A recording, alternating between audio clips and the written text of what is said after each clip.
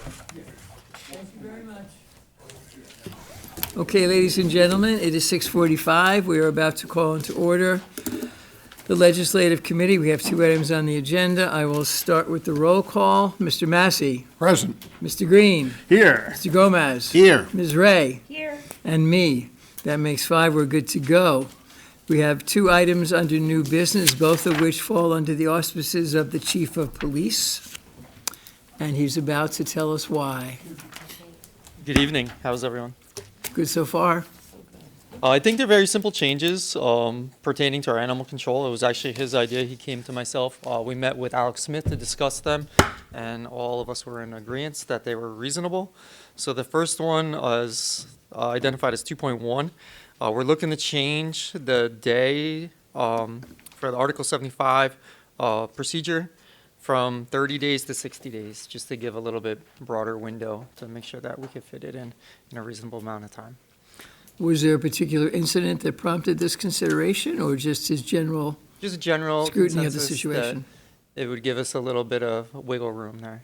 So, Are you familiar with the criteria to call a dog a dangerous dog?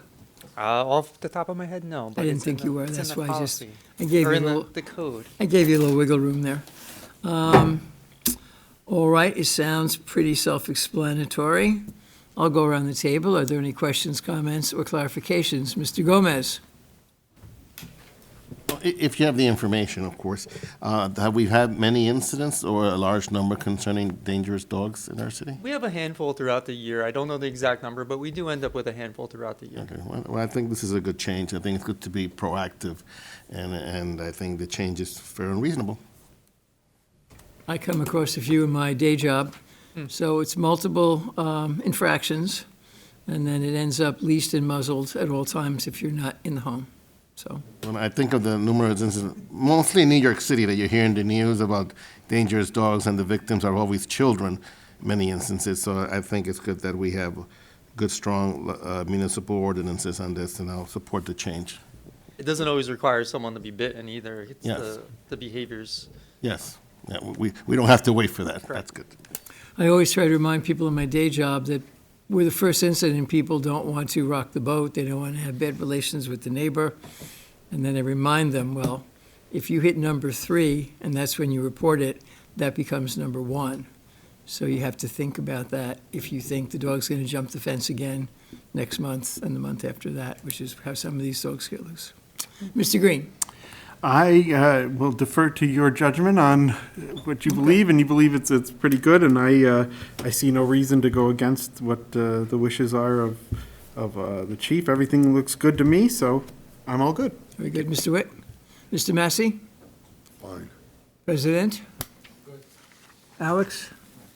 Jude? Yeah, I'm fine. I'm We're more, terrified of we're dogs more anyway, so informal I'm on this side fine. of the table.